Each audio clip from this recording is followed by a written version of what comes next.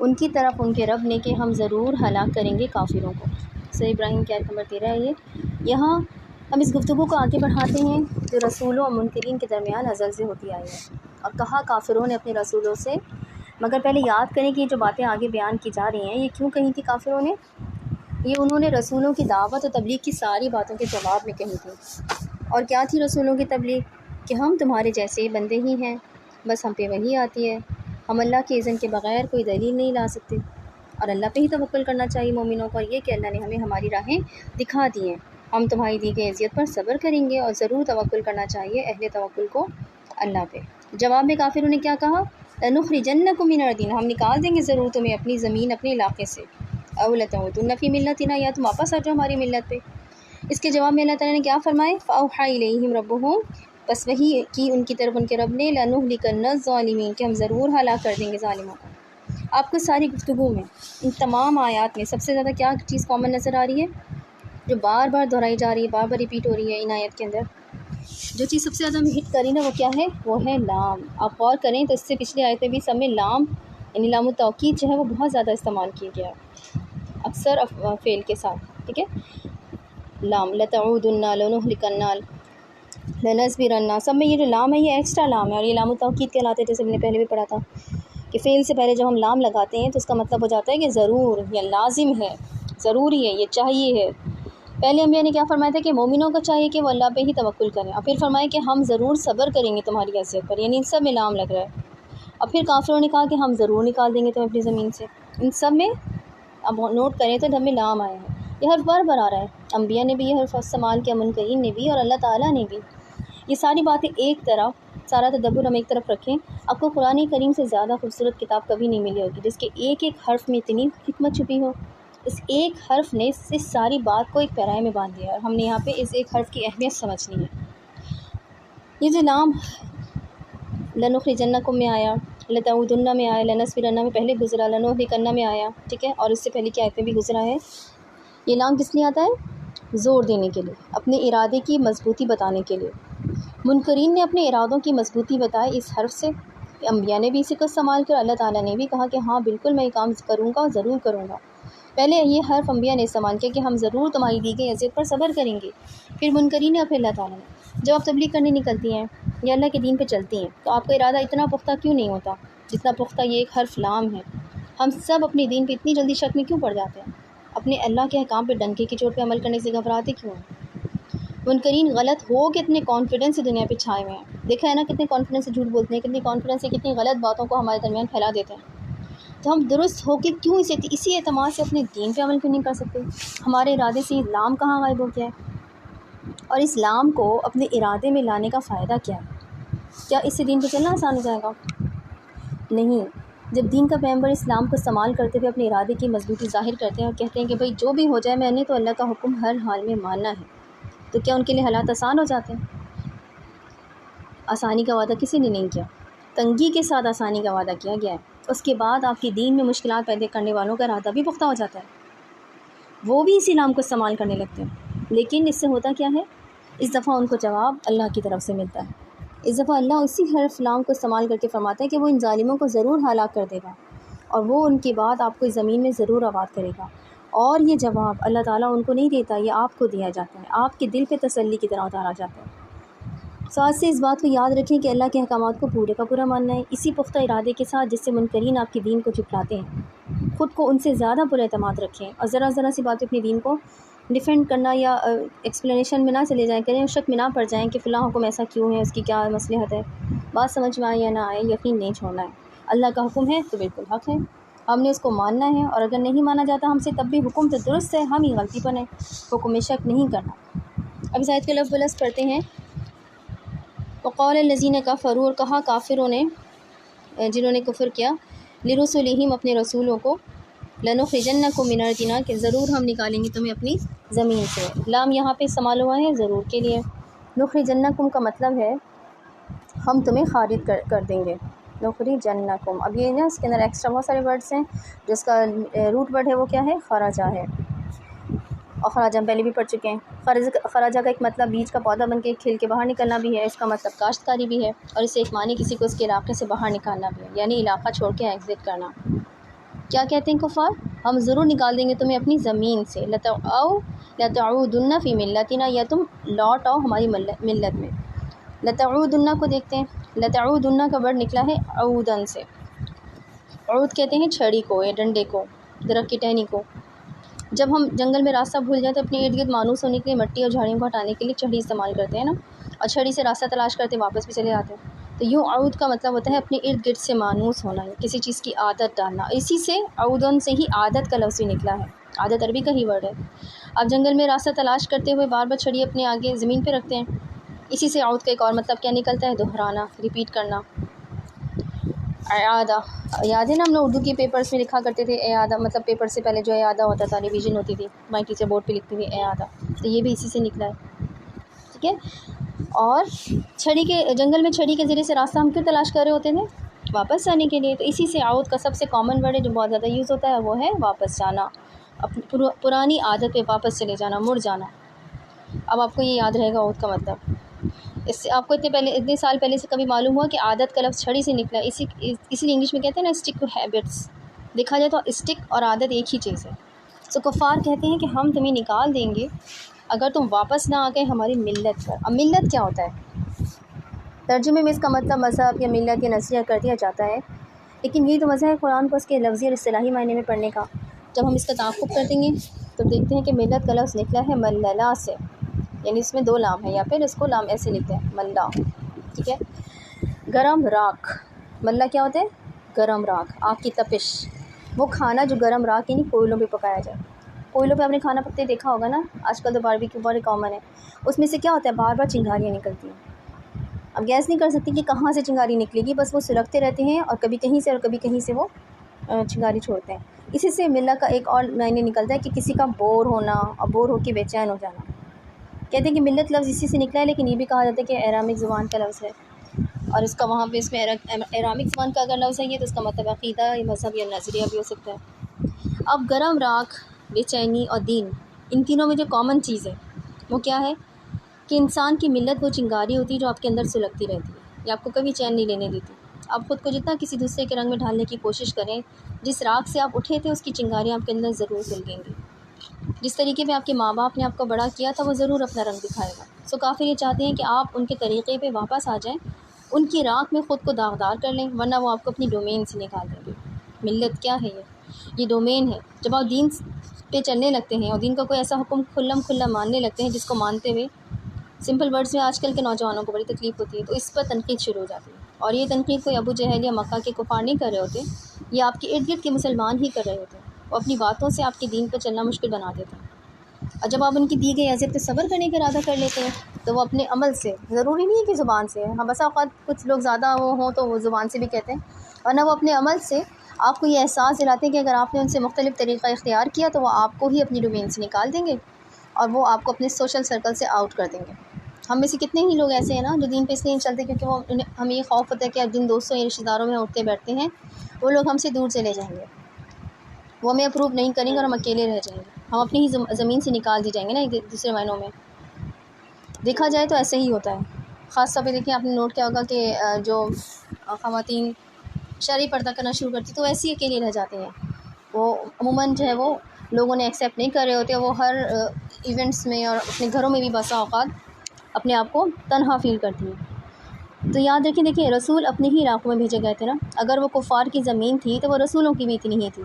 سب سے بڑی تکلیف جو اللہ کے راستے میں پیش آتی ہے وہ یہ کہ آپ اپنے ہی معاشرے میں اجنبی بن کے رہ جاتے ہیں، اور جیسے کہ ہم نے پہلے کہا کہ اللہ نے تکلیف فری زندگی کا تو وعدہ ہم سے نہیں کیا، تکلیف تو آئے گی، امتحان تو آئیں گے، لیکن جب آپ نے اسلام کو تھام لیا نا، جب آپ نے پکا ارادہ کر لیا کہ مجھے اللہ کے حکم پہ چلنے سے کوئی نہیں روک سکتا، اپنے سوشل سرکل میں اجنبی بننے کا خوف بھی نہیں، تو پھر تب آتی ہے آپ کی طرف وحی، اور وحی کیا ہوتی ہے؟ جو انبیاء پر آتی تھی وہی ہوتی ہے جو ہم سب کے دل میں آتی ہے، اس کو الہام کہتے ہیں۔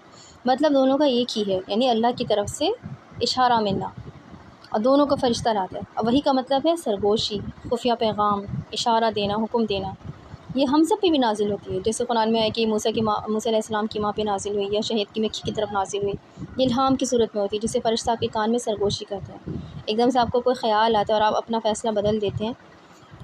میں نے کسی سے سنا تھا کہ فرشتہ ایک دفعہ سرگوشی کرتا ہے اور شیطان بار بار، شیطان کو وسواس کہا جاتا ہے نا، وسواس الخناس، لوٹ کے آتا ہے، بار بار لوٹ کے آتا ہے روکنے کے لیے آپ کو نیکی کے کام سے، خاص طور پہ اس سے جب آپ صدقہ کرنا چاہ رہے ہو، جب آپ کسی کو کچھ دینا چاہ رہے ہو اللہ کے راستے میں، یا کوئی نیکی کا کام کرنا چاہ رہا ہوں. جتنا زیادہ ہم تقوی اختیار کریں گے نا، یعنی بڑی گناہوں سے بچیں گے، یعنی جان بوجھ کے جو جانتے بوجھتے جو گناہ کیے جاتے ہیں ان سے جب بچیں گے، اتنا جلدی آپ کو دونوں میں فرق کرنا آ جائے گا کہ کون سی چیز کون سی چیز ایسی ہے جو کہ فرشتے کی طرف سے الہام کی گئی ہے، ہمارے دل میں جو خیال ہے وہ نیکی کا خیال ہے، یا وہ اچھا خیال ہے، یا وہ فرشتہ لایا ہے، یا پھر وہ شیطان کا وسوسہ ہے. جب اللہ تعالیٰ سے آپ اپنی دوستی مضبوط کر لیتے ہیں تب یہ تسلیاں آپ کے دل پہ روز حاصل ہوتی ہیں، ہر روز. اور دوستی کیسے مضبوط کی جاتی ہے؟ جیسے کسی انسان سے ہم دوستی کیسے کرتے ہیں؟ اس کو جان کے اور اس کی صحبت میں وقت گزار کے، اس کو ٹائم دے کے. اللہ تعالیٰ کو پہلے تو آپ نے جاننا ہے. وہ کوئی سخت سے استاد نہیں ہے جو کیلکولیٹر لیے آپ کے نمبروں میں نظر رکھ بیٹھا ہے اور اس انتظار میں ہے کہ یہاں آپ گناہ کریں گے اور یہاں وہ آپ کو فیل کرے گا. ہمارا اللہ ایسا نہیں ہے. حدیث میں آتا ہے، اس کا مفہوم نبی کریم صلی اللہ علیہ وسلم نے فرمایا، قسم ہے اس ذات کی جس کے قبضے میں میری جان ہے، اگر تم لوگ گناہ نہ کرتے تو اللہ تعالیٰ تمہیں لے جاتا اور ایک ایسے قوم کو لاتا جو گناہ کرتے پھر اللہ سے توبہ کرتے اور اللہ انہیں بخش دیتا. جیسے مسلم کی حدیث ہے. اللہ تعالیٰ آپ سے آپ کے گناہوں کی وجہ سے نفرت نہیں کرنے لگ جاتا ہے. آج آپ سے گناہ ہوتا ہے اور پھر فوراً کیا ہوتا ہے، شیطان ہمارے دل میں نا گلٹ ڈالتا ہے. اچھا، گناہ بھی کراتا ہے شیطان ہی اور گلٹ بھی شیطان ہی ڈالتا ہے. وہ کیا ڈالتا ہے ہمارے دل میں کہ بس اب تو ہم اللہ کی گڈ بک سے آؤٹ ہو گئے، اب تو جو ہے وہ ہم کیا اب نیکی کی طرف جائیں، میں کیا قرآن پڑھوں، میں کیا نماز پڑھوں، میں تو ابھی میوزک کنسرٹ سے اٹھ کر آئی ہوں، یا میں نے تو ابھی مووی دیکھی ہے. اور اس سوچ چلو مزید گناہ کرتے جاتے ہیں. اور یوں کئی ہفتے آپ نمازیں ہی چھوڑے رکھتے ہیں کہ گڈ بک سے تو ہم ویسے ہی آؤٹ ہو گئے، کیا فائدہ کسی چیز کا. ایسے نہیں ہوتا، یہ چیز بھی ہمارے دل میں شیطان ہی ڈال رہا ہوتا ہے. ایونچولی کیا کہنا چاہیے، آخر کار ہم نے اللہ کے پاس ہی جانا ہے نا، آج نہیں تو ایک ہفتے بعد. اس دنیا میں تو ہمیں کہیں اور پناہ ملنی بھی نہیں ہے. ایک اللہ تعالیٰ ہی تو ہے جو ہر وقت ہمیں واپس اپنی پناہ میں لے لیتا ہے. ایک اللہ ہی تو ہے جس سے دن میں 5 دفعہ ملاقاتیں کر لیں تب بھی وہ آپ کی ملاقات قبول کر لیتا ہے. آپ دن میں بیسٹ فرینڈ سے بھی اگر 5 دفعہ مل لیں تو اس سے اکتا جائیں. ایک اللہ ہی تو ہے جس کے پاس واپس جانے میں ہی سکون ہے. تو پھر ہم کیوں یہ توبہ کو لمبا کرتے جاتے ہیں؟ گناہ تو ہوتے ہیں، ہو جاتے ہیں، ہوتے رہیں گے. تو توبہ بھی تو روزی کرنی ہوتی ہے، بار بار خود کو اللہ کے پاس واپس لے جانا ہوتا ہے، بار بار اپنے دل کو دھونا ہوتا ہے. جب واپس اسی کے پاس جانا ہے تو ابھی فوراً کیوں نہیں؟ یہ شیطان ہے جو مجھے کہہ رہا ہوتا ہے کہ اللہ تمہیں پسند نہیں کرتا، اللہ اب تمہیں سزا دے گا، اب تم ایک گناہ گار اور برے انسان ہو، اب تو تمہاری دعا قبول نہیں ہونے والی، اب تو تمہارے ساتھ یہ ہوگا، برا ہوگا. یہ سب چیزیں ہمارے دل میں کون ڈال رہا ہوتا ہے؟ شیطان. کہ اگر تم لوگوں بھی تمہارے اعمال کھل گئے تو تم کسی کو منہ دکھانے کے قابل نہیں ہوگے. نہیں کھولے گا اللہ تعالیٰ لوگوں میں آپ کے گناہ. وہ آپ کا رب ہے، اس نے آپ کو بہت محبت سے بنایا ہے. وہ ایسے ہی آپ کو ذلیل ہونے کے لیے تنہا تھوڑا ہی چھوڑے گا. اللہ ایسے نہیں کرتا اپنے بندوں کے ساتھ، وہ نہیں کھولے گا آپ کے پردے. آپ اللہ تعالیٰ کے بندے ہیں، اب اللہ کا کمپٹیشن تھوڑی ہے، آپ شیطان کا کمپٹیشن ہے، یعنی مقابلہ. اور اللہ ان چیزوں سے بہت بڑا ہے. جب اس نے کہا ہے کہ وہ ساری گناہ معاف کر دیتا ہے تو وہ کیوں نہیں آپ کے گزرے گناہ معاف کرے گا؟ وہ کیوں آپ کو دوسرے انسانوں کے سامنے رسوا ہونے دے گا؟ وہ بندوں کے پردے تب کھولتا ہے جب بندہ ہر وقت اپنا پردہ کھلنے سے ڈرتا رہے یا وہ دوسروں کے پردے کھولتا رہے. تب وہ آپ کے خوف کو آپ کے سامنے لے آتا ہے. جب آپ اللہ سے اچھا گمان رکھیں گی اور اس خوف کو ہی ذہن سے نکال دیں گی اور اس گناہ کو نہیں دہرائیں گی، اب اگر دہرایا ہے تو معافی مانگ لیں گی اور پکی شکی توبہ کر لیں گے، تو آپ کو کیوں رسوا کرے گا؟ اللہ سے محبت کرنے کے لیے اللہ کو جاننا ضروری ہے، اس کی ذات کو سمجھنا ضروری ہے. اور اللہ کی ذات کو سمجھنے کے لیے ہمیں اسماء الحسنہ کا مطالعہ کرنا چاہیے. اللہ کے جو نام ہے نا ان کی گہرائی میں جا کے اس کا تدبر کرنا چاہیے. اللہ تعالیٰ ہمارے اعمال نہیں گنتا، وہ ہمارے نمبر نہیں کاٹتا، وہ ہمارے اعمال کو تولتا ہے. وہ یہ نہیں دیکھتا کہ کس نے اس کی راہ میں 10 روپے دیے ہیں، وہ یہ دیکھتا ہے کہ اسے 10 روپے دینے والے کے پاس کل پیسے تھے کتنے، اس نے 100 میں سے 10 دیے ہیں یا اسے 1,00,000 میں سے 10 دیے ہیں. آپ کا صدقہ اہم نہیں ہے، کتنے میں سے صدقہ دیا ہے، کس حالت میں دیا ہے، وہ اہم ہوتا ہے. اس کو کہتے ہیں اعمال کو تولنا. یہ لوگ ہوتے ہیں جو آپ کے اعمال گنتے ہیں. اللہ تعالیٰ کے حساب اور طرح کا ہے، وہ ہماری بہت سی باتوں کو تو صرف صرف نظر ہی کر دیتا ہے. جب گناہ زیادہ ہو جائیں اور ہم توبہ نہ کر رہے ہوں، معافی نہ مانگ رہے ہوں، تو وہ ہمیں بیمار کر دیتا ہے. یہ جو مہینے 2 مہینے بعد ہمیں بخار چڑھ جاتا ہے، گلا خراب ہو جاتا ہے، یا کوئی مصیبت آتی ہے، ہماری کوئی پریشانی آ جاتی ہے، یہ اللہ کی اجازت کے بغیر نہیں ہوتا ہے. یہ ہمارے گناہ جھاڑنے کے لیے ہوتا ہے. وہ گناہ جو ہم بھول جاتے ہیں لیکن اللہ کے ہاں تو لکھے ہوتے ہیں نا، اور ہم ان کی معافی نہیں مانگ رہے ہوتے، تب بھی ہمارا مالک اتنا رحیم ہے کہ وہ ان کو معاف کرنا چاہتا ہے. آپ کو علم بھی نہیں ہوا اور اس نے آپ کے اپنے ہاتھ سے آپ کا حساب کلیئر کر دیا. اس اللہ کا حکم مانتے ہوئے ہمیں اپنی زمین چھن جانے کا خوف کیوں ہوتا ہے؟ وہ اللہ جو اتنا مہربان ہے، جو آپ کا مالک ہے، اس کا بندہ بنتے ہوئے ہمیں دنیا والوں کی ناراضگی کا خوف کیوں رہتا ہے؟ ہمارا تو ویسے بھی دنیا میں کچھ نہیں ہے، ہر چیز تو رب کے فیصلے کے مطابق چلتی ہے، تو پھر یہ سارے جھگڑے کس بات کے؟ یہ ہماری اپنی خواہشات کے پیچھے بھاگنے کے حوث کیوں ہے؟ یہ اپنی مرضی کی شے، یہ انسانوں کو حاصل کرنے کی بے چینی کیوں ہے؟ اللہ نے اپنی مرضی سے اپنے وقت پہ دینی ہے آپ کو وہ چیز جس کی آپ کو اس وقت بہت خواہش ہے۔ آپ صرف اس کے لیے دعا کر سکتی ہیں، محنت کر سکتی ہیں، اس سے زیادہ اس کے پیچھے نہیں بھاگ سکتی، اور آپ کی زندگی کا مقصد اس کے پیچھے بھاگنا بھی نہیں ہے۔ آپ نے اپنی زندگی میں اللہ کے دین کو قائم کرنا ہے اور دوسرے لوگوں کو ان کے اندھیروں سے نکالنا ہے۔ اس راستے میں لوگ آپ کو آپ کی ہی زمین سے نکالنے کی دھمکی بھی دیں گے، لیکن آپ نے ہمت نہیں ہارنی، کیونکہ اگر آپ اسلام کو اپنے ارادے میں شامل کر لیں گی نا تو آپ کو ہر روز اللہ کی طرف سے تسلی ملے گی، کبھی کسی انسان کی کسی بات سے، کبھی کسی جگہ لکھے کسی قول سے، کبھی قرآن کریم کی تلاوت میں لکھی ہوئی آیات سے، کبھی الہام کی صورت میں دل پہ، لیکن تسلی ضرور ملتی ہے جب آپ یہ فیصلہ کر لیں گے کہ آپ کو اپنی زمین پہ اللہ کا بندہ بن کے رہنا ہے اور اسی کو اپنا رب ماننا ہے، نہ کہ اپنی خواہشات کو، تب وہ آپ کی طرف اپنی وحی بھیجے گا۔ کون سی وحی؟ فَأَوْحَىٰ إِلَيْهِمْ رَبُّهُمْ لَنُهْلِكَنَّ الظَّالِمِينَ، بس وہی بھیجی ان کی طرف ان کے رب نے کہ ہم ضرور ہلاک کریں گے ظالموں کو۔ ظالم کون ہوتا ہے؟ پہلے بھی ہم پڑھ چکے کہ وہ جو کسی چیز کو اس کی جگہ سے ہلا دے۔ لفظی معنی دیکھیں تو کتنا سیٹ بیٹھتا ہے اس آیت پہ، کیونکہ پیچھے رسولوں کو ان کی زمین سے نکالنے کی بات ہوئی، اور ظالم کا معنی کیا ہے؟ کسی چیز کو اس کی درست جگہ سے ہٹانا۔ تو جو لوگ آپ کو خوف دلاتے ہیں کہ وہ آپ کو آپ کی جگہ سے، آپ کے مقام یا آپ کی سوسائٹی اور خاندان سے الگ کر دیں گے، ان کو اللہ ہلاک کر دے گا۔ اب ہلاک کرنے کے لیے جو لفظ استعمال ہوا ہے نا، وہ ہلاکہ سے نکلا ہے، اس کا روٹ ورڈ ہے ہلاکہ، ہا لام کاف۔ ہلاکہ کا مطلب ہوتا ہے مر جانا، تباہ ہو جانا، کسی چیز کا ایکسپائر ہو جانا، کسی چیز کا یوز ہو جانا، خرچ ہو جانا، اپنی راہ گم کر دینا، کسی چیز سے تیزی سے دور بھاگنا۔ اس کا ایک اور مطلب ہوتا ہے غائب ہو جانا، یعنی کسی چیز کا اپنے اختتام کو پہنچے غائب ہو جانا، فنا ہو جانا۔ اور یہی مطلب آپ نے اس وقت اپنے حالات کو دیکھ کے ذہن میں رکھنا ہے۔ رسولوں کے زمانے میں کیا ہوتا تھا؟ ان کی قوموں کے منکرین آخر میں عذاب کے ذریعے ہلاک کر دیے گئے تھے۔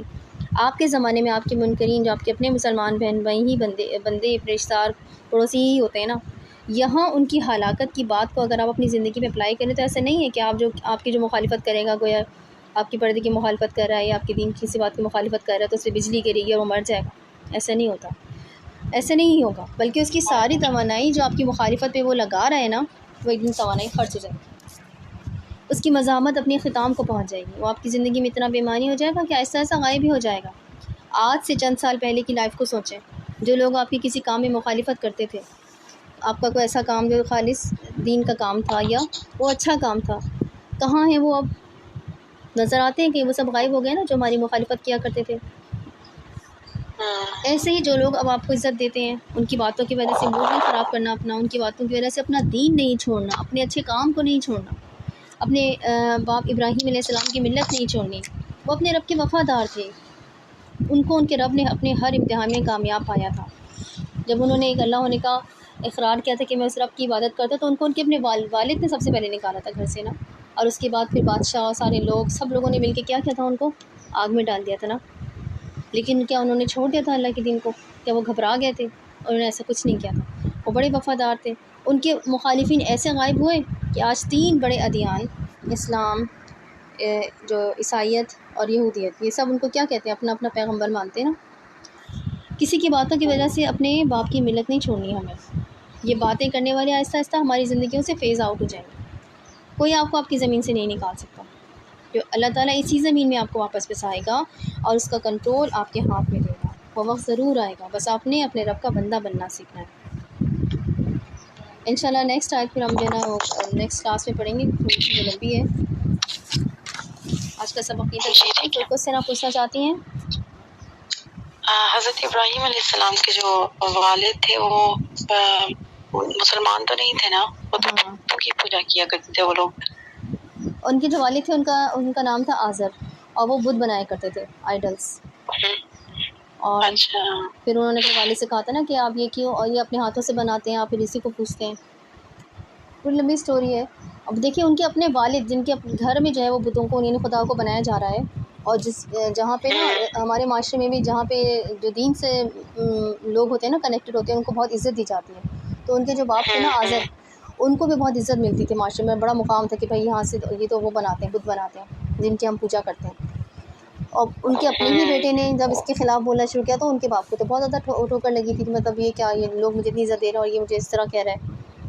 اور پھر انہوں نے جو سمجھانے کی بھی کوشش کی پریکٹیکلی بھی کہ ویسے باتوں سے سمجھ نہیں آ رہا تو اس پریکٹیکلی کرنے کی کوشش کی کہ دیکھو ان سب کے میں نے توڑ دیے ہیں. بتایا تو نہیں انہوں نے کہ میں نے توڑے, مگر انہوں نے بڑے بت کے پاس جا کے کلہاڑے کو رکھ دیا تھا. پھر کہا کہ بھائی پوچھ لو اپنے چھوٹے بتوں سے کہ اگر یہ بولتے ہیں کہ کس نے توڑا ان کو, یہ کھاتے کیوں نہیں ہیں کچھ. تو لوگوں نے کہا تھا کہ ہم سب جانتے ہیں کہ یہ جو ہے نا کھا نہیں سکتے, لیکن اصل میں لوگوں کا ابھی بھی وہی کنسیپٹ ہے. وہ کیا کنسیپٹ ہے کہ یہ جو بت ہیں یا انسان, آج کل بت نہیں بلکہ لوگ تو انسانوں کو وہ کرتے ہیں نا, جو ہمارے کیا کہتے ہیں پیر, یا جو بھی سائنٹیفک قسم کے لوگ ہیں جو پیر بنے ہوتے ہیں, تو ان کے بارے میں کیا عقیدہ ہوتا ہے کہ یہ جو نیک لوگ ہیں یا یہ جو ہے نا ہم ڈائریکٹ تو اللہ سے مانگیں گے, ہم تو اتنے گناہ گار ہیں ہماری دعا کہاں قبول ہوگی, لیکن یہ تو اللہ کے نیک بنتے ہیں, یہ ہمارے لیے دعا کریں گے تو اللہ ہماری دعا سن لے گا. دیکھیں بات صحیح ہے, ہم نیک لوگوں سے کہہ سکتے ہیں کہ ہمارے لیے دعا کیجیے, لیکن اس کا ہم یہ عقیدہ نہیں رکھتے کہ ہم دعا مانگیں گے تو قبول نہیں ہوگی, یا ہم ڈائریکٹ مانگ ہی نہیں سکتے اللہ سے. وہی لوگ ہیں جو کہ اللہ سے مانگیں گے تو ان کی دعا اللہ تعالیٰ سنتے ہیں. اور کچھ تو ایسے بھی عقیدہ رکھتے ہیں کہ بھائی ان کے وہ اشارہ کریں گے تو بارش ہو جائے گی, وہ اشارہ کریں گے تو اولاد ہو جائے گی. کچھ تو ایسا بھی شرکیہ عقیدے تک پہنچ جاتے ہیں. تو ہمارے تو بہت یہ آج کل یہ ہوتا ہے نا. اصل میں دین میں تو یہ چیز ہوتی ہے نا کہ جو چیز, اور ویسے بھی میرا خیال ہے کہ یہ بات ہوتی ہے کہ جو چیز جس بات کے اندر تھوڑی سی بھی اس چیز کا رسک ہوتا ہے, دوسرے ورڈز میں پوٹینشیل ہوتا ہے کہ وہ برائی کی غلط چیز کی طرف جائے گی, اس سرے سے ہی منع ہوتی ہے. جیسے فار ایگزامپل اگر ڈرگس منع ہے یہاں پہ نا, یو کے کی مثال لے لیتی ہوں, ڈرگس یعنی ایلیگل ہے تو اس کے لیے یہ نہیں ہے کہ آپ ایک سگریٹ پی سکتے ہیں, دو پی سکتے ہیں, تیسرا نہیں پی سکتے, ایسا نہیں ہے, بالکل منع ہے. کیونکہ اس کا ریزن ہے نا, فار ایگزامپل کہ اگر وہی ہے, وہ تو ان کے لیے خیر شراب تو ان کی بہت بہت زیادہ پیتے ہیں یہ لوگ, تو اس کے لیے اپنے ریزن وہ انہوں نے کیوں لیگل کی ہوئی ہے. لیکن میرا یہ خیال ہے کہ جو چیز آپ کو برائی کی طرف, شرک یا کوئی بھی کسی بھی طرح دنیاوی دینی لحاظ سے اگر غلط طرف جا رہی ہے تو اس کو شروع ہی نہیں کرنے دینا ہونا چاہیے. جیسے فار ایگزامپل جیسے آپ نے یہ پیر فقیر ان کی بات کی نا, تو یہ مزار بنتے ہیں تو لوگوں نے تو جانا ہے پھر. ہاں بالکل, بنائے اس لیے جاتے ہیں مزار, لیکن صاف حدیث میں کہ اپنی خبر پہ اور ہر جگہ جا کے آپ دیکھیں نا تو ان کے جو گدی نشین ہوتے ہیں ان کی عیاشیاں اگر آپ دیکھیں, ان کی گاڑیاں اگر آپ چیک کر لیں تو بندہ ان سے پوچھے کہ پیسے آپ نے کہاں سے لائے, کون سا بزنس آپ کا چل رہا ہے, تو یہی ہے کہ نیاز وغیرہ جو لوگ دیتے ہیں نہیں, وہی بات ہے. ہماری اپنی فیملی میں بھی ہیں, لیکن بس جو ان کے گھر میں سے پڑھ لکھ گئے وہ ان کو منع کرتے رہتے ہیں. لیکن یہ تو جہالت کی بات ہے, اللہ تعالیٰ بس دلوں میں ڈالے. حالانکہ جو مرنے والا ہوتا ہے وہ نیک بندے ہوتے ہیں, بس اوقات وہ نہیں کہہ کے جاتے کہ ہمارے پر مزار بنانا, لیکن ان کے بعد جو ہوتے ہیں لوگ ہوتے ہیں نا وہ ان کا مزار بنا دیتے ہیں. اور وہ اس کے ذریعے سے لیکن پاکستان میں تو میں آپ کو ایک سچی بات بتاؤں, بہت بہت سارے مزار, تو مجھے یقین ہے اس بات کا, بہت سارے مزار اگر آپ ان کو اگر وہ کریں نا, ان کی ہسٹری میں پیچھے جائیں تو وہاں پہ کوئی بھی نہیں ہوگا قبر کے اندر. یہ بھی ہو سکتا ہے, صحیح کہہ رہی ہیں میں نے بالکل یہ سنا ہے. اور آپ ہمارے وہاں کشمیر میں جاتے, میں نے اس سے سفر بہت کیا ہے, پاکستان میں بھی کشمیر سائڈ پہ آگے پیچھے, تو جگہ جگہ پہ یعنی چپے چپے پہ آپ کو کوئی نہ کوئی جھنڈے ملیں گے, جھنڈے لگے ہوتے. ہاں, اور ساتھ میں ایک غلہ ہوتا ہے, اور کچھ ہو نہ ہو ایک غلہ ضرور ہوتا ہے جس میں پیسے ڈالیں گے. تو یہ تو بات ہے بالکل. چلے رافیہ, 1 بج چکے, آپ کو دیر ہو جائے گی, دعا پڑھ لیتے ہیں. ہاں جی ٹھیک ہے. اشہد ان لا